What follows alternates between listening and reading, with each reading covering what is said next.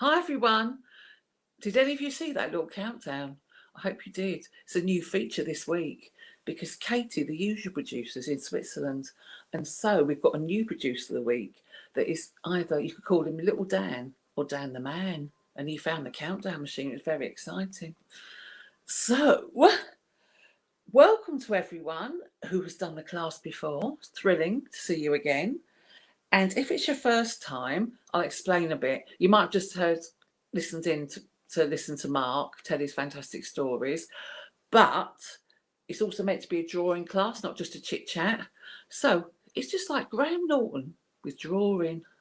So if you've got a piece of pencil or paper, I mean, people have drawn on the back. Hi, Jennifer. Have drawn on the back of fag packets. They've drawn with lipstick. They've drawn with anything they can find. They've done collage, cutting out an old biro, a bit of old paper, whatever you got. Just try and draw Marks. It'd be lovely. And to be honest, he's got a very nice shirt on, which I think would be quite nice to draw. So he will try and stay still, but you know, people get a bit animated and a bit chit-chatty. So if you happen to have a phone and an iPad or something, you can take a screenshot so you can draw from the screenshot while you're listening. Oh, it's very modern. Then at the end of the class, if you've done a picture, if you could send it to Isolation Station Hastings via Facebook Messenger, but little notes will come up about that, so that's good. Then we'll have a little gallery at the end to show you what everyone's done. And even if you think it's not very good, please send it in, because I just love seeing what everyone's done.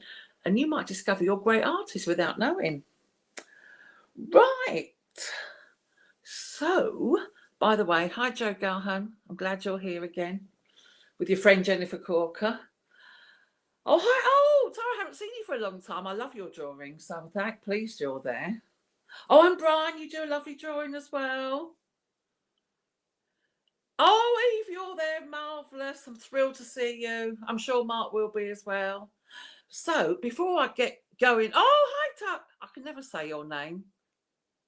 Ta. Hi. So, let me introduce tonight's fantastic guest. I think I first met him when he was about 17, but we can discuss that. He is a wonderful DJ and pop star, my favourite thing. So please welcome Mark Moore from S Express. Hearts for you. Hello. Hi. Hello. Dan, Mark's still small and I'm small. Hey, there we go. How's it going? Let me turn my volume up. I'm having technical difficulties. Here we go. You shouldn't have technical difficulties because you're a whiz with the electronics. Yeah, I just need to press the right button. There, I've got it now. When we were practicing beforehand, he did lock himself out. On my home. If you're a bit bored, you can have a look round at Mark's albums and see what he's got on offer. He's got the new David Bowie one. You showed me earlier. Yeah, just down there, David Bowie live, came out for Record Store Day. Very good. Luther Vandross on backing vocals. 1974, the Soul Review show by David Bowie. Oh, marvellous. So, Mark, let's talk about the first time we met, which was, you must have been so young. It was many, many years ago, wasn't it? When I lived in that squat house in Kentish Town. Oh, my God. Did I first meet you at the WAG Club? No, see, it wasn't invented then. It was, you remember that house in Kentish Town, and we always had parties, and then I think you came round the next day and helped tidy up. Is that right? My God, yes. Remember Jenny Britton lived there, and my friend Jenny? That's right. Yes. Yeah. I'd forgotten about that. I just thought I met you at the WAG Club. Oh, before then even. Oh, you're right. It's all coming back to me now. Johnny Britton. Yes. Old house that was really tatty and all falling to bits. Oh my God, yes. And working at the Jewish care home in Golders Green. That's right. That was my second job. My first job was a removal man, and I got fired after one day. For Why was that, Mark? Huh? Why were you fired? Dropping things down the stairs. Well, you were too young to be a removal man. I know. So then, I got a job at the Jewish Welfare Board looking after mentally handicapped and elderly people. And I started that for a little while. but I moved into a bed sit, and all the money I earned went into on this bed sit in the middle of nowhere. I didn't have a telephone or anything. I had practically no social life. It got really depressing. I wasn't eating properly. I got malnourished and had to leave the job because I was so skinny and ill. Oh no! Yeah. And where did your parents live? Huh? Where did your parents live? Oh, at that time, my dad was in Hampstead, but he'd remarried. Yeah. And yeah, my mum, she wasn't well, so I was put in the kids' home for a bit. Oh. Yeah, and then I came out and I stayed with my cousins in North Finchley. It was the house belonged to my auntie and uncle, but they moved out. They had another home nearer to where they worked in King's Cross. So it's just me and my cousins, who were quite young, in this big house in North Finchley, having parties and having a great time. But then they sold it. So that's why. Huh? How dare they? I know, how dare they? I need to turn you up a bit. I'm not getting. Let me turn myself up as loud as I turn yourself up a bit. And then and then so that's when I moved into the bed sit. It was awful. It's like especially having no phone, I had to go to the phone box all the time and ring people to see what was happening and meet them somewhere. Where did you first start sort of going out people? Going out people. I first started going out to punk gigs. Yeah. Things like the Susan the Banshees and the Clash and Respects the Damned.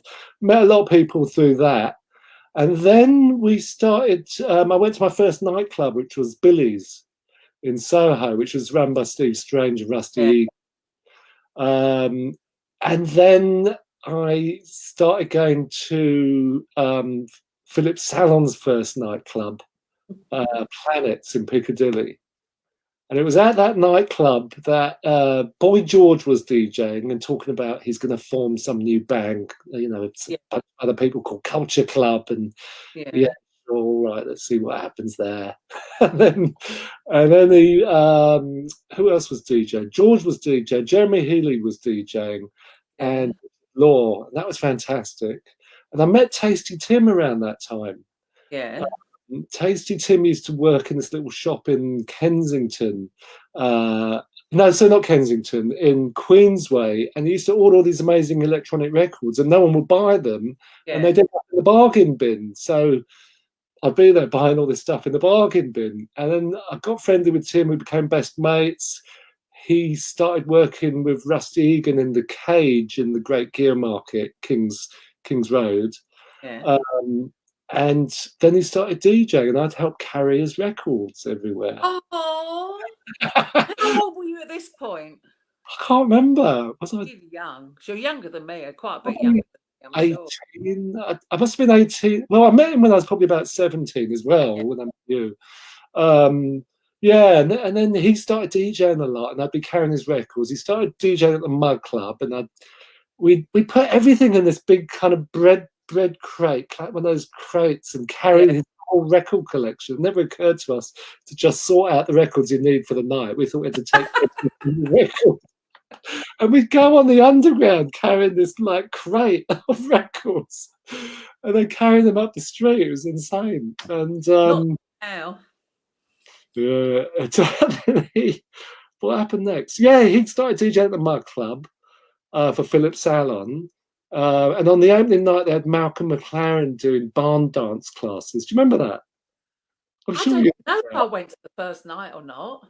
I think I can't. I remember them, Malcolm McLaren, people having skipping at the Camden Palace. Oh yeah, that's right. Yeah, the double dance. We did barn dancing at the Mug Club upstairs, and downstairs was all the music. And anyway, Tim started DJing upstairs because it got so popular and they needed music on 2 floors. Yeah. And then, I'd sort of play a few records in there when Tim wanted to go to the loo. And then Tim didn't want to do the whole night. And he asked Philip if I could do it with him. And I had a test night and it went really well. So I got the job. And then Philip used to do, every 3 months, he'd do a big party at Heaven. Yeah. Played there with Tim. We did the upstairs room. And the Heaven staff saw everyone going crazy because we play all these nutty records. old disco and glam rock and things that you really shouldn't play in a club, like Julie Andrews' Lonely Goat Herd, things like that. And everyone was going crazy. So we got a job at Heaven. So that was our start to world domination. Did you like music and that when you were very young, or? Yeah.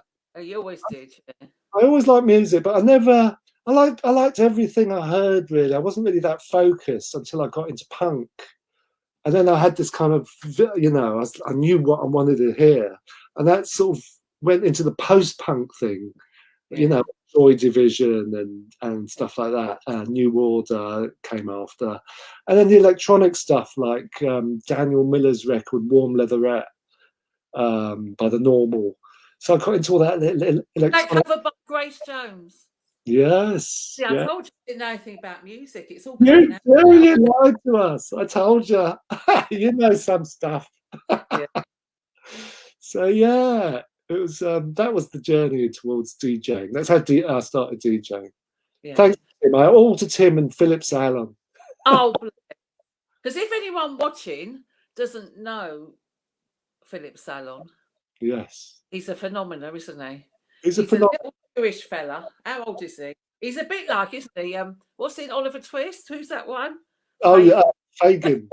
Yeah, Fagin. Yeah.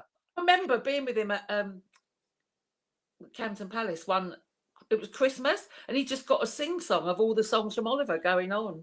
So I think he's Fagin himself. Yeah, he's a mix. He's a cross between Fagin and the child catcher from. Someone says Phillip Glass's a legend. Oh, he is definitely a legend.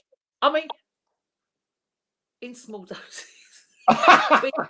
but he's so hilarious. He's hilarious. I mean, Phillip was there for the birth of punk. He was a pre-punk, and then I don't know. I wouldn't even call him a new romantic. He was just dressed up crazy since I've. It's just what he is. So you DJ'd and all that, and how many years did you do that? Well, you're still doing it, but how many years did you do that for, really? Well, I started DJing in 1983. Yeah. So yeah, I was doing that for a while. But in those days, Salon paid us, I think it's 15 quid when I DJ'd at the club. Well, that was in them days. It was, well, yeah, I guess it wasn't. It was probably the same as a dole check in those days. And then I remember me, Tasty Tim, and Jay Strongman, we were the ones DJing at the Mo Club. We all ganged up on Phillip at the end of the night and asked for a £5 pay rise. And Phillip was just mortified. He was almost in tears, actually, at having to dish out an extra 15 quid every week. Oh, I the stories back when he got. Didn't he get? Someone mugged him in the street, didn't they? Then the people in the hospital got a petition up to get rid of him. Oh no! That's true. Yeah. No, he used the Mug Club was eventually got bigger and bigger, and it ended up at Busby's, which was a huge venue, held 2,000 people or something. Yeah. He would take the takings back in cash in a plastic bag on the night bus because he was too stingy to take a taxi. I couldn't find a young boy to drive him. So he would take this like thousands and thousands of pounds in a plastic bag of the night bus. People cottoned on to this and they were waiting for him at his house. And that's when he got attacked and ended up in hospital. It was horrific. But how funny is it now that in those days you'd never thought that you could pay by card or anything, could you? Everything was cash. Yeah. Just one touch with your card like now. Oh, you're making us on those cash desks and people were counting up their little pennies to give me. Yeah, you used to do the WAG Club, didn't you? Yeah. Of course. And then I hate it when they got a really grubby one and they just threw it at you all wrapped up and you had to fold it out. Nice. Anyway, those were the days. Yeah. So how did you decide? What happened that you decided you wanted to make your own music? Mute Records, who had people like Depeche Mode and Fad Gadget. Well, can I tell you, Dave Garhan's wife, she's drawing you right now. Jo Garn, hello Jo. Yeah. Listen, me and Joe, we go back a long way to the. In fact, I met her before I met you, Sue, which is pretty. Really? Yes, from the punk squats in King's Cross. Yeah. I'd be sort of after the music machine was shut, you'd have to wait around till the train started running again in the morning. So I'd go and bang on the doors at the punk squats, and Joe Garn would let me in and sleep in a corner somewhere. Because I only met the other day because Stephen Linnard lives here now. Yes, yeah. Yeah, they're old friends. Yes, yeah, So I was thrilled being a huge Depeche fan. So hello, Joe. But anyway, yes. So Mute Records opened up where I was living in the Harrow Road. I moved in with my mum. We were living in this council flat in Harrow Road, and I'd go into Mute Records and I'd be like, I had to hang out there, and they got sent loads of demos and stuff. They were like, oh, can I have this? Can I have this one? This other label opened up there called Rhythm King, who were friends of mine. And I'd be hanging out there, and I'd go in and I'd say, oh, there's this really good song. They play it at Taboo. Jeffrey Hinton plays it all the time. It's called Taffy, I Love My Radio. No one's bothered to sign it in the UK. Why don't you sign it? They signed it, went top 10. And then I got them, Tim Westwood gave me this demo by the Beatmasters and Cookie Crew, Rock the House. Yeah. And I took it to them. I said, this is amazing. I play it. Every night I play it, people go crazy. Sign this, you'll have a hit. They signed it, another top 10 hit for them. They should have given you their booker or whatever. So, yeah, and then eventually I kept getting them all these artists like Renegade Soundwave and stuff like that. And then they said, Mark, you've got us all these hit records and you haven't actually asked for anything. Can we give you a check for some money? And I'm like, yeah, please. Yeah. They gave me a check with somebody and said, what else can we do for you? And I said, I've got these ideas for a track. And if you could put me in the studio, that would be amazing. And they said, look, right, we'll put you in the studio. And I gave them a cassette of the rough idea. It's terrible. And they listened to it. They were like, we don't really understand this cassette, but we trust you. And then they said, we're going to put you together with someone who knows their way around the studio, someone, a bit more intelligent than me. And then they put me with Pascal Gabriel, and we hit it off like that. And we started working on it, and that's how S Express started. He produced the first 2 singles. Now, I've got to ask you, who thought of the name?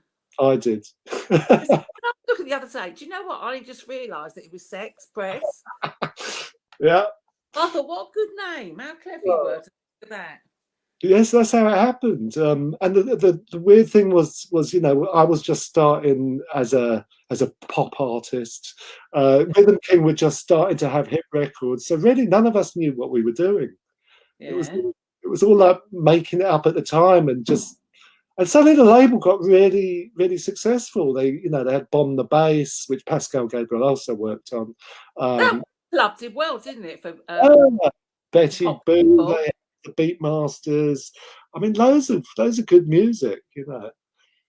I know, it was funny because like all the old DJs at the WAG, because there was Dave Durrell, wasn't there? The big hit. Dave Durrell did Mars, Pump Up the Volume.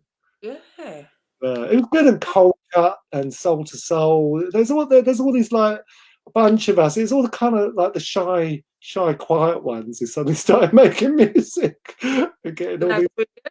Because you've never been like a show-off mad pop star, have you? Not really. Or have you? Is there things I don't know? No, I've always, I don't know, I kind of got into it. But I've always been quite shy. I've always been like no, I was never the loud one at the party. But yeah, that's the thing. I think in the 80s, it was all the loud ones, and really, they all became pop stars. And then in the late 80s, 90s, it was all the kind of nerdy DJ, quiet ones like me and Tim and Dave Durrell, and it was, it changed. I think you're the ones who got the best out of it, because you've never had to. I'm being very personal. You never had terrible drug or drink problems or anything, have you? You just sort of survived. I'm so glad you didn't notice when I did have the terrible problems. Yeah, actually, that was a lot later. I got a bit silly. Did you? Yeah, but it's all under Oh, control now. I can't imagine you being like that. You always seem sensible. Ah. No, it got silly at one point. I mean, it's the post Summer of Love, Yeah, acid house. I think everyone went a bit nutty then, you know. except me. I had to get up and go to work. That was my trouble. Well, there you go. Kept you grounded. It did. Oh, now, so I was asking anyone who's been a pop star, what was your first time on Top of the Pops like? It was like being held prisoner for a whole day. Oh, You go there, you're not allowed out the dressing room except for like rehearsals. And I think they rehearsed 2 or 3 times during the day to get yeah, camera angles and stuff like that. Yeah, so it's really boring. You're literally held captive. And yeah, the only fun you can have is knocking on other people's doors and seeing what pop stars behind that door. yeah, Some people are friendly, some weren't. But I've been the Top of the Pops before. Like I said, I got Good and King their first hit with Taffy, I Love My yeah. Radio. So I went to the Top of the Pops performance for that. So I knew what to expect. No, it was the second time I went on Top of the Pops. I knew how boring it was. So I dropped a naughty, cheeky half when I was there. And, you could kind of see in the performance, it was Superfly kind of. I don't know Wow. where the hell I am at one point in the performance. So yeah, that was fun. That was the best time on Top of the Pops, I think. See, it was one of my ambitions to go there, and it'll never take place now. Oh, you never know. They might revive it. You Somebody's got. never know. I think I'll have a pop career because I can't sing. Um, so then what else? What happened? So you had your hits. Did you go on tour and all that kind of business? We didn't do massive tours. We did a mini tour, and I hated it. I didn't really Yeah, like it. So I just thought I don't want to do this kind of tour. I went back to DJing really for a long yeah, time. Yeah, put the band on hold. I thought I'd just do remixes and stuff like that. yeah, Bit of production here and there. But I mean, I enjoyed being in a pop band for the first 2-3 years or yeah. so. And it just became really repetitive. Yeah, I'm not very good at all that photo taking. You lock yourself away, you record an album, then you do the whole circus of photo shoots and radios and TVs and touring. Smash interviews. And smash hits interviews for sure. Yeah. Actually, someone messaged me on Facebook. I think it was Graham Crossley. I don't know if you're here now. If you are, hi. And he was saying, "Oh, it would be just like doing this with you, Sue. It was just the time I used to draw pictures of you in smash hits," which I thought was really sweet. Well, you used to work in Smash Hits. No, he just used to buy it and draw pictures. Oh, of buy it, then draw pictures of you from it. it. Oh, Really lovely. I've got to say hi to Sinead if she's there. She's another mug clubber. She says she's coming and drawing the picture. Don't make it horrible, Sinead. I know if you. anyone got any messages, ask your questions. We can put them up. Yeah.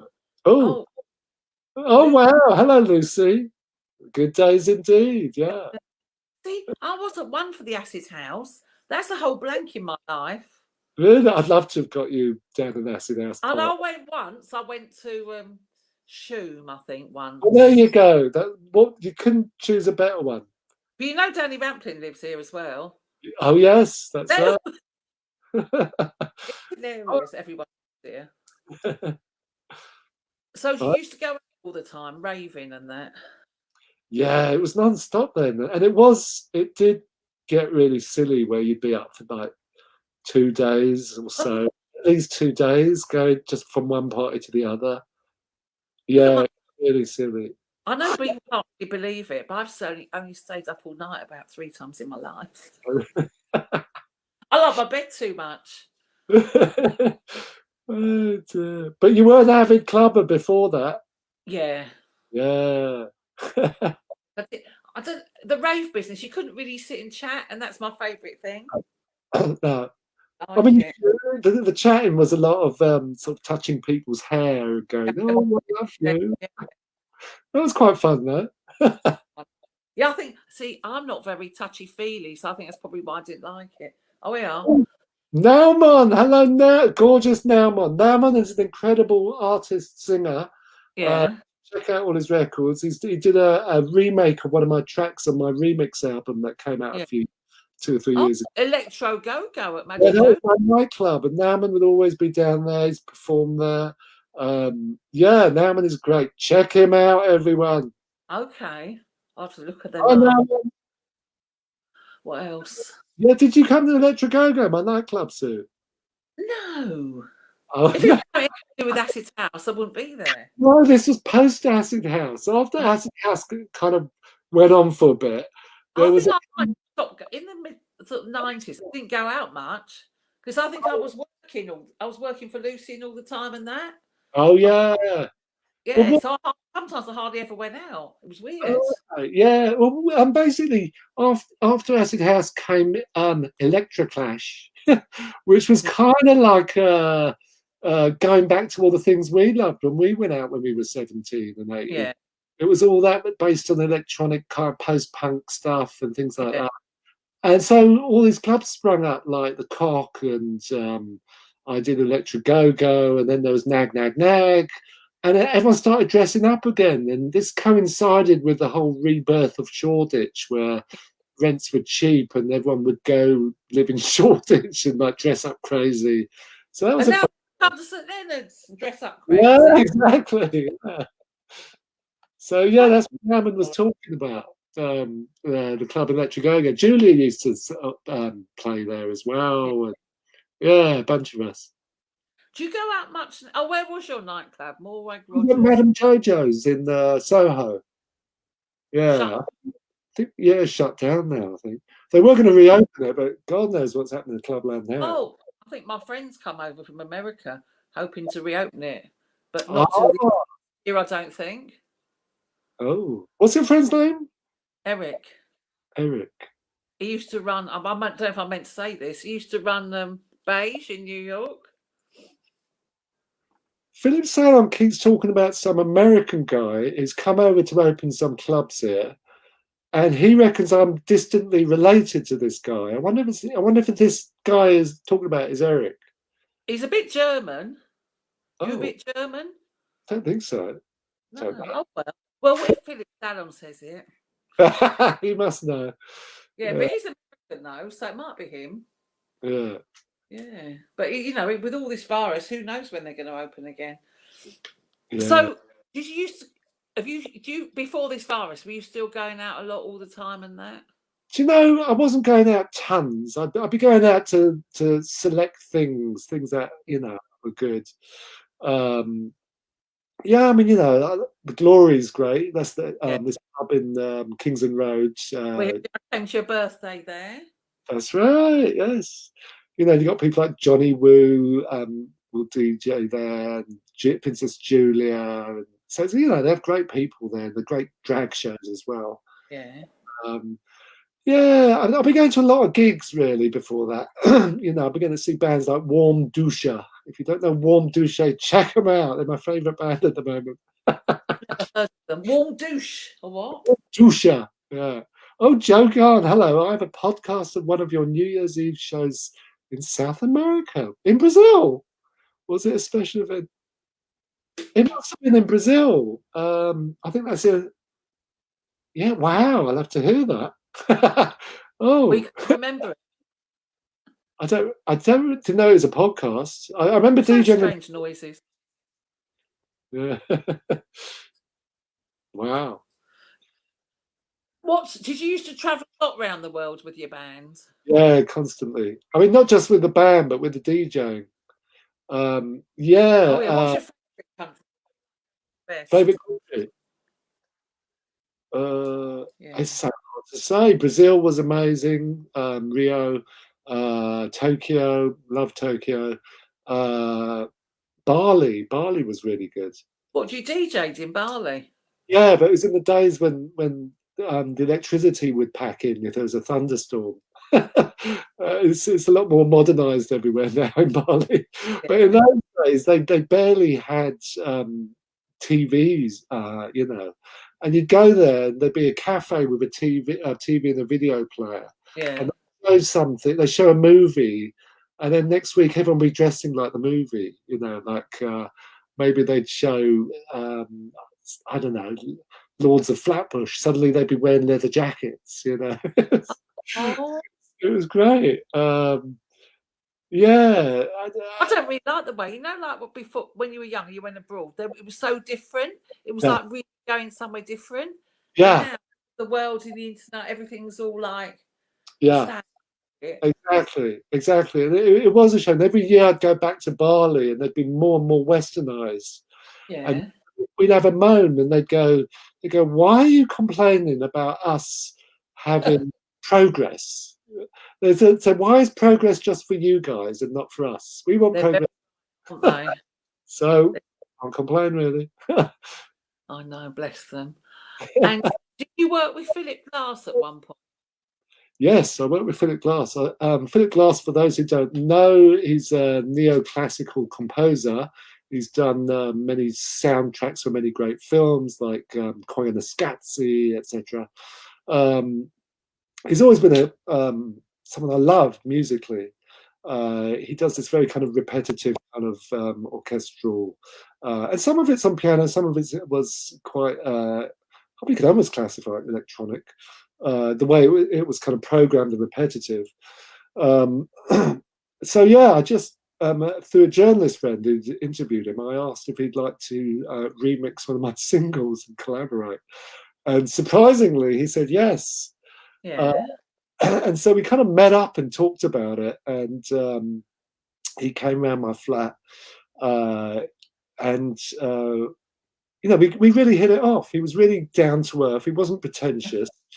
And we said, oh, we're going out to a rave, and we don't know if you fancy coming. He goes, oh yeah, I'd like to come. How Actually, old was he at this time? he must have been about, at that time, he must have been about 55, 60. Oh, quite not old then, young. Yeah, Young. but we were 25.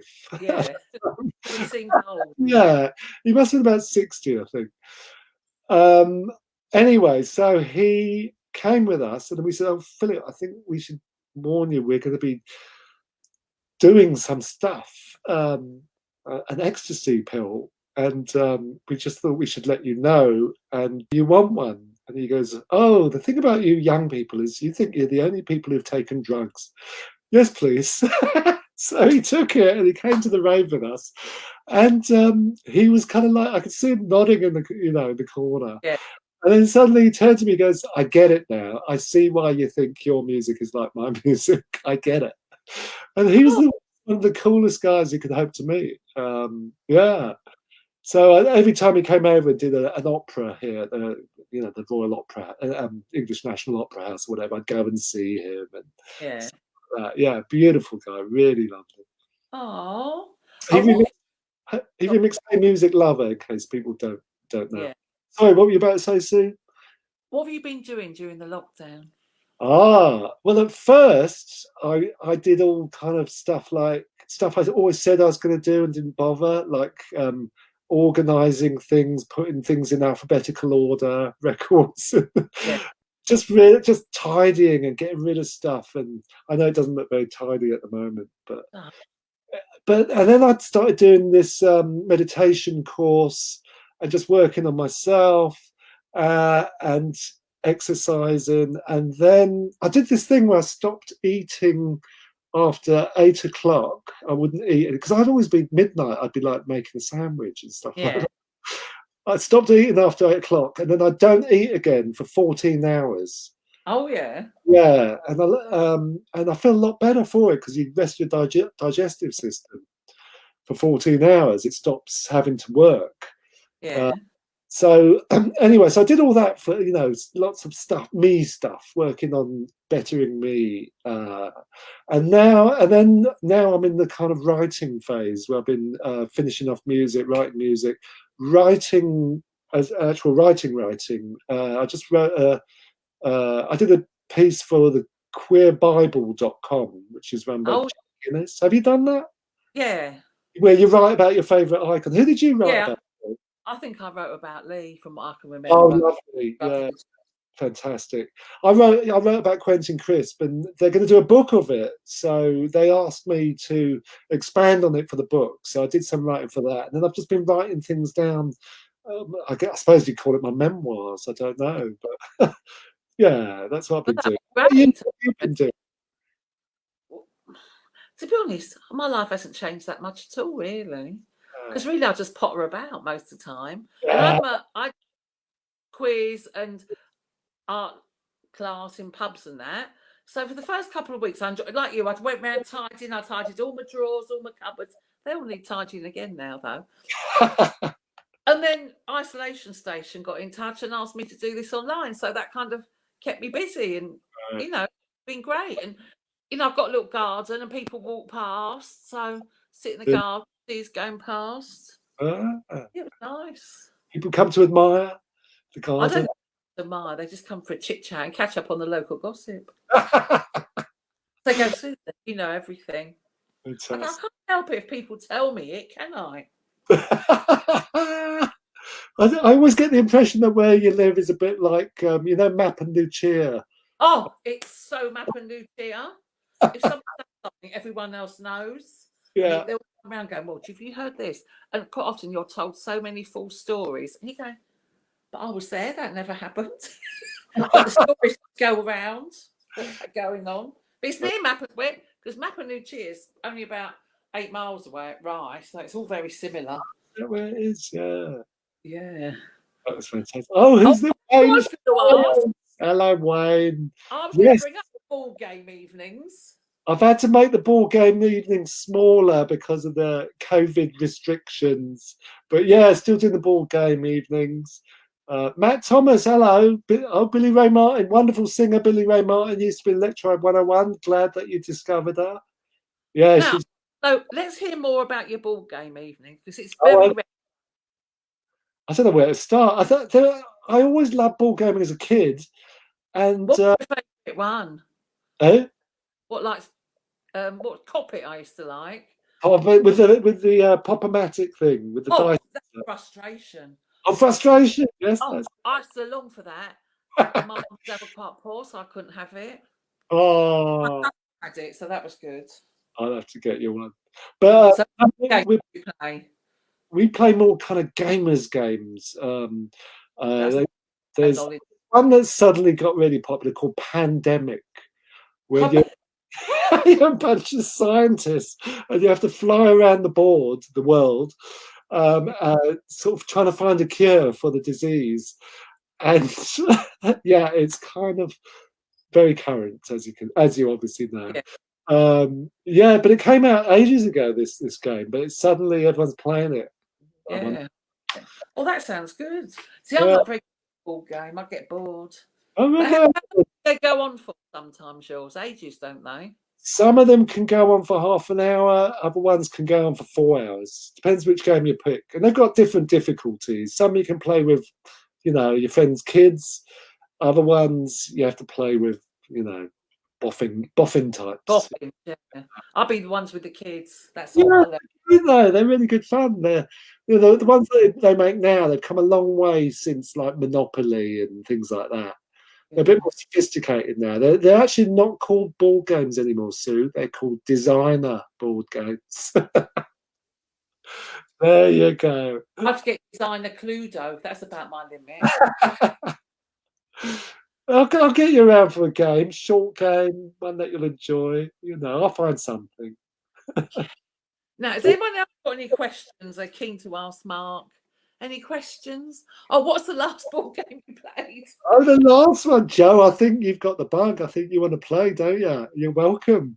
The last one I played was last night, and it was I've totally forgotten already. Hang on a minute.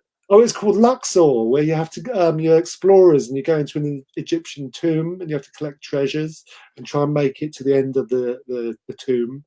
Yeah. Do you ever do these games online? Yeah, since lockdown, feel a bit tame in comparison. Some of them are all right. Since lockdown happened, we had to move on to this place called BoardGameArena.com. Yeah. They've programmed a lot, about 200 games, so you can play them, and they're all automated. you just kind of click on stuff. It's quite simple if you know the rules of the game.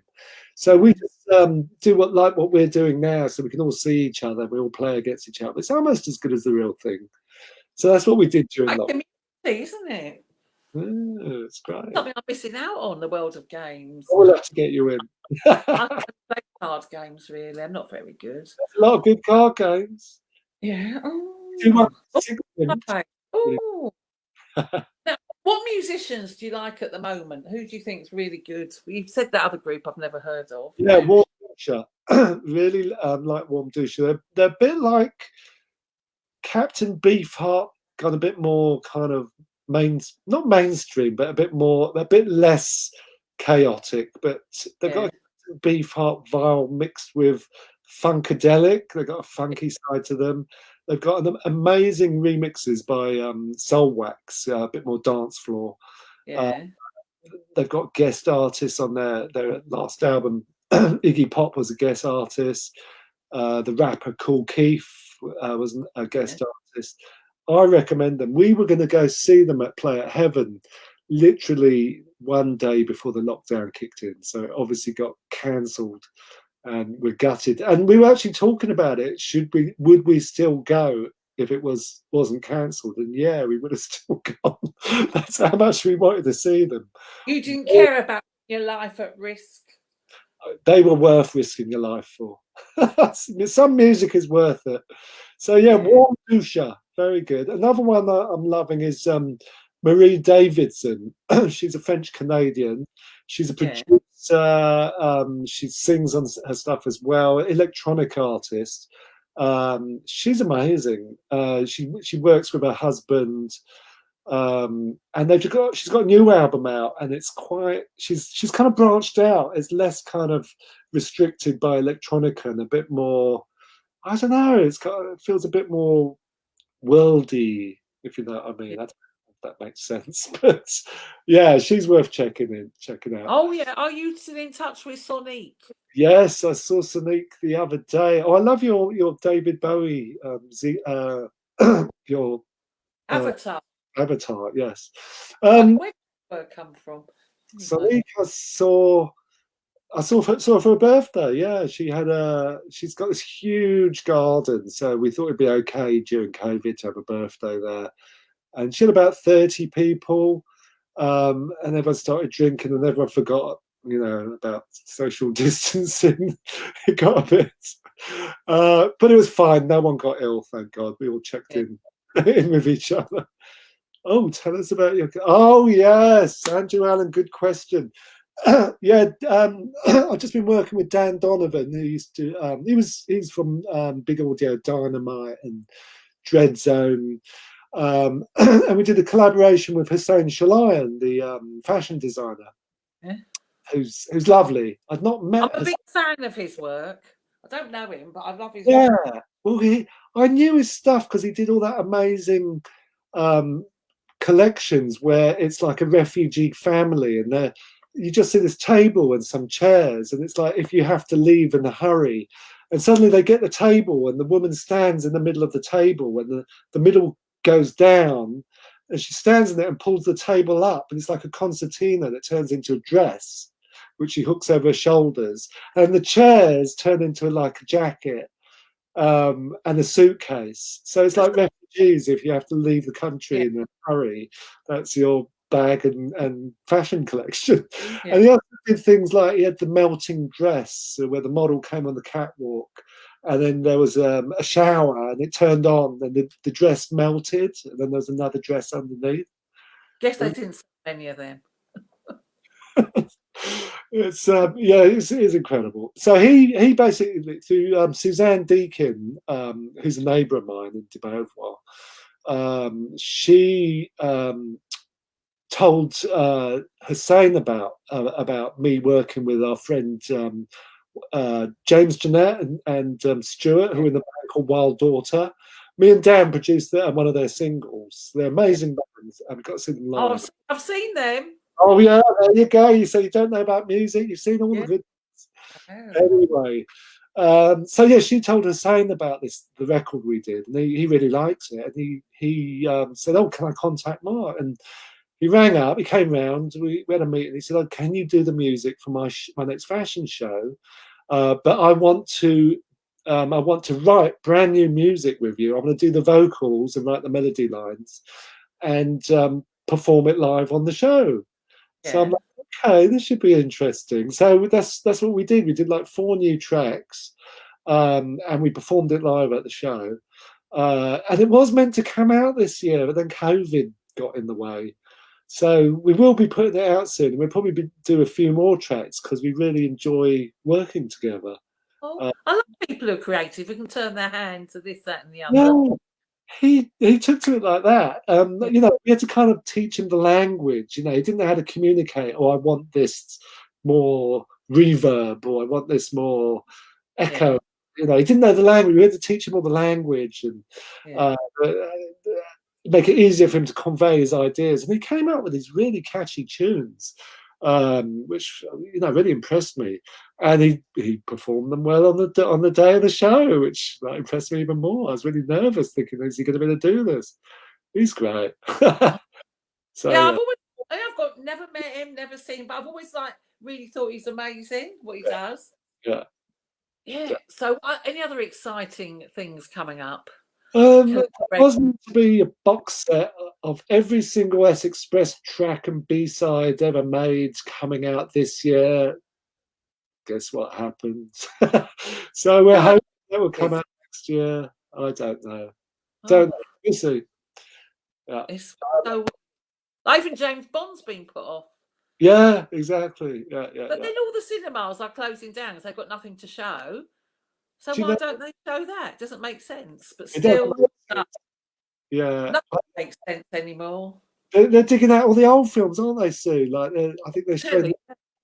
Yeah, they're showing like Psycho, the old black and white, Alfred Hitchcock film, and I know. so I might actually go and try and support them, but I'm a bit worried about going to the cinema. You don't know who's sat there. I know. Can you sit next to a friend? Because when I'm at the cinema, I'm terrible. I do like a chat. So, oh, what's happening here? Then if they're miles away, they won't hear me, and I can't really go. Oi, what do you think of that? Oh. I must admit, Sue, I'm very religious about my movie going. I can't bear it when someone talks to me in the movie. But I reckon if you and I watched a certain thing together, it'd be quite fun to have you chatting. Do you get sweets? Do I get what? Sweets. And what's popcorn. That? Sweets and popcorn. Oh, don't do you? I'm not bothered with the popcorn. No, I don't really like popcorn. It's boring. I must admit, those plastic hot dogs that they can't be real. Somehow I tend to be attracted to them, and then I buy one, and I think, what? Halfway through, I think, what have I done? Yeah, they're a bit weird. I know, they're repulsive. I've never liked a hot dog. What else? So, have you watched much telly, Netflix, or anything while this has been on? Yeah, I went on a few binges. I've just started binging Walking Dead the last season. Yeah, I've never watched that. It's quite good. About ghosts, zombies, dead people, fear and danger. I don't like it. Oh, it's horrible. Like a simple romance. There's a bit of romance in Walking Dead, covered in gore. But I started watching Schitt's Creek for the 3rd time today. Yeah, that was fun. Schitt's Creek. Love it. I'll tell you what's good about Walking Dead. Samantha Morton. You know Samantha Morton? Yeah. She's an amazing actress, and she's in it as the villain called Alpha, and she's got a shaved head, and she like cuts off zombie faces and puts them on as a mask, and covers herself in their entrails so the zombies won't notice her. They think she's one of them. And she's one of the best villains in ages. She's just really scary. But anyway, don't watch it. It will give you nightmares, Sue. I wouldn't like it. No, I wouldn't. I hate it. What else have you been watching, Sue? What else have you been watching? Binging on? Romantic comedies like Katie Keene and... I don't know these. I know, they're all weird. Good Trouble. I find a lot of them, to be honest, on BBC iPlayer. Oh, okay. Like American series, but I don't think they're ever on proper telly. But they're on the iPad, and I quite like them. Oh. I just like playing young people things. There's something wrong with me. I can't. Nothing wrong with that. What else have I been watching? I watched Homecoming with Julia Roberts in season 1, and then Janelle Monáe in season 2. Yeah. Kind of got mixed reviews, but I loved it. It reminded me of those old films from the 70s, those sort of paranoid thriller things like The Parallax View and 3 Days Yeah. of the Dawn, things like that. Things that Faye Dunaway would be in, really long, slow scenes. Oh, watch The Fall on Netflix. Oh, that's great. Have you seen that? Would I like it? I wouldn't like it. I wouldn't. What else did I The watch? film says I Mark think Perry. For You was great. Yeah. Oh yeah, people have said that's good, but Yeah, that was really good. see, I don't even really like. It's all right, Fleabag. People bang on and on. It's the best thing ever. I thought, Yeah, it's all yeah. right. It's all right. I liked it, but I wasn't religious about it. I I don't. think it's the best Yeah, thing I've seen in my life. yeah. But yeah, thank goodness. I mean, the good thing about this whole lockdown thing is that you can binge watch without feeling guilty. I know. That's what I like as well. Yeah. FOMO. But So you I've been know, doing- some fear of missing out. You're not missing out on anything, so you can just enjoy sitting at home now. I love that you always look on the bright side, Sue. I do, yeah, I know. I'm a bit simple like that, but I was trying the good side of everything. It's all every cloud's got a silver lining. Yeah. I can't. I said that to someone today, and they go, "What?" I went, and I explained. They went, "Oh yeah, you're right." Now, But, anymore? We've only got 8 minutes left. oh, So, God, questions that for went Mark? quick. That went quick. Well, it went quick for us. I No, don't know if it went which quick. is past. Don't know if it Any went more quick for everyone questions else. for my Any dear more girl? questions? We love a question. Don't I be love shy. it. What do you have for your lunch, Mark? I had dear Stephen Hamilton made me uh, this amazing chicken soup. Very nice. Yeah. Very comfort food. Do you plan another night when all is back to normal? Oh, now I'm on. I would love to do another night, but you know what? It's so much work doing the night. It really is. It became a full-time job doing Madame Jojo, Electric Go-Go at Madame Jojo's. So I stopped doing my own nightclub. I just thought enough is enough. I need to get back to making some music and writing. And I don't know if you can see this, but I've got a picture that Monon Gnome come has on, done. It's very good, but it looks a bit like, I don't know if you can see it. Can you see it? no, Oh, now it looks a bit like Grace Jones, bit of glare. but we'll see it up later, so it will look You good. made me look like Miss Jones. That's fantastic. I know. What more could you want in life? Thank you, Naumon. Yeah. So, you think running a nightclub's too much work? It's Yeah. so pushy, isn't it? It was a full-time job, but we were booking bands as well and stuff, like really Yeah. good bands or little acts and things like that.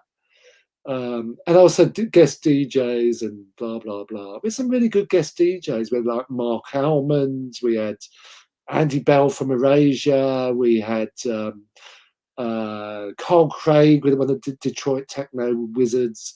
We had Asia Argento, the actress, Italian actress. She DJ'd. Yeah. She got suddenly the place was full of Italian fans. It was amazing. Yeah. Loads of people we've had.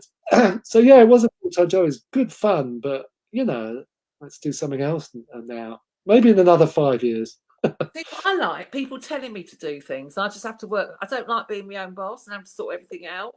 I like people to say, "You do this." I go, "All right, then that'd be a joy."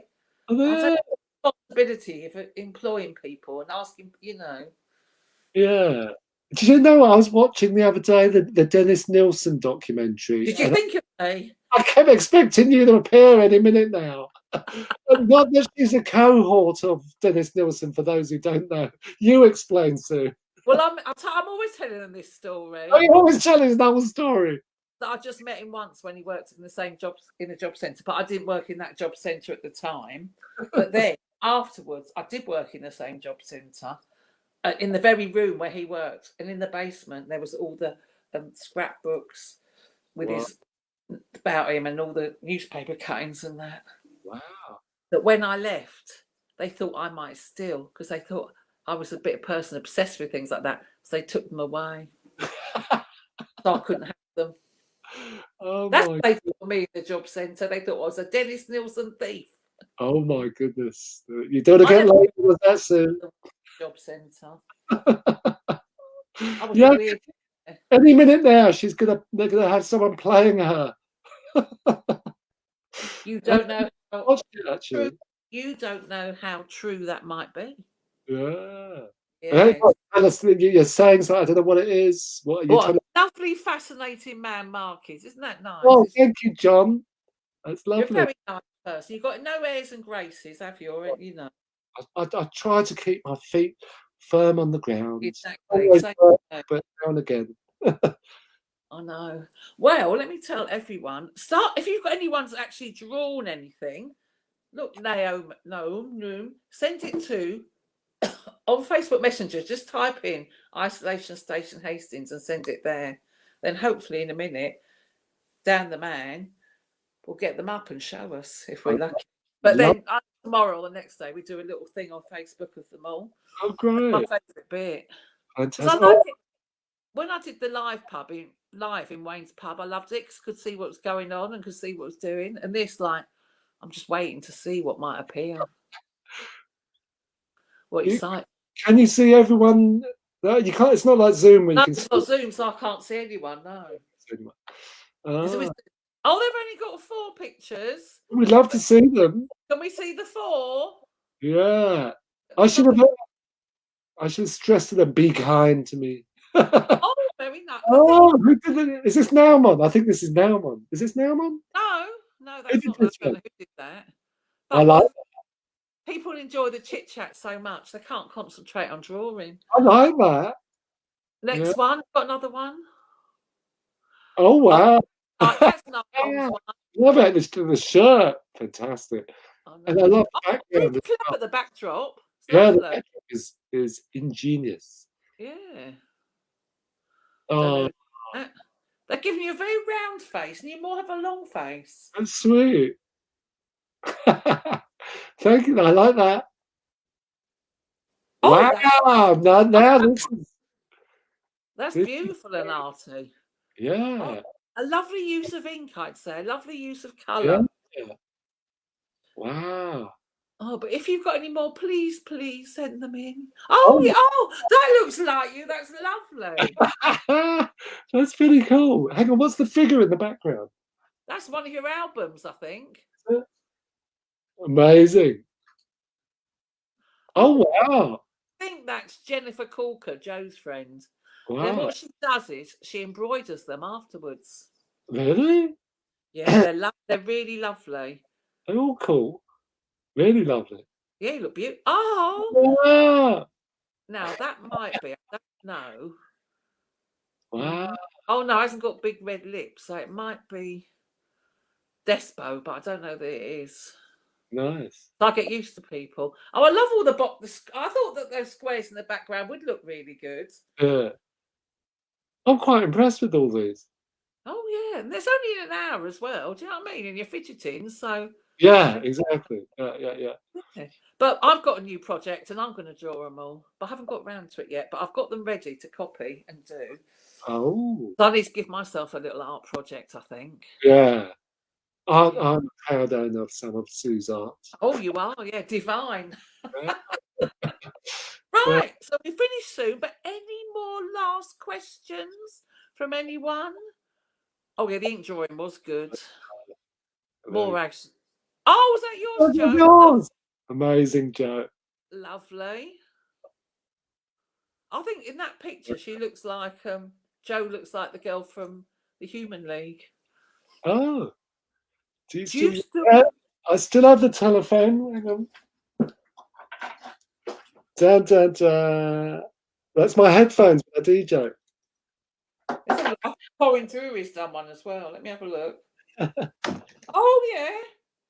I've got a lovely... Corinne, can you send it to Isolation Station so we can put it up? You know Corinne, don't you? Corinne Drury. Yeah, another 80s pop star. Oh, I love Corinne. She's our fan base. Yeah, she's actually my neighbour. Yeah. What are you saying, Sue? can't remember. But my love of pop stars. Yeah, she's great. I know. Gorgeous current. Yeah, but I think I'm going to ask her to be model soon. I Oh, haven't got round yet, but I will. I think because she's got such a lovely face and hair. Yeah. Oh, by the way, I said to Sue, what should I wear? Should I wear something simple, simple shirt, so they can just not have too much work to do? She goes, oh no, wear something really kind of colourful. Exactly. We want nice, bright colours. Oh, Vanessa, I'm glad you enjoyed it. I look forward to seeing your picture. Oh, good, Jennifer. Thank you. I was thrilled because all these people on here, I don't really know. You know what I mean? I've never met Jennifer Corker, but I feel I know her because she's every week. Yeah, because she's. And then I met her with Joe Garhan at the opening of Wayne's Pub in Bexhill. Wow! This is the first time you met Joe. Yeah, about 3 weeks ago at the opening of Wayne's Pub. Oh, Joe! I can tell you many stories about Joe. She was Queen Bee back in the punk spots where we were frequenting. Yeah, everyone looked up to her. Yeah. Oh, she was the queen.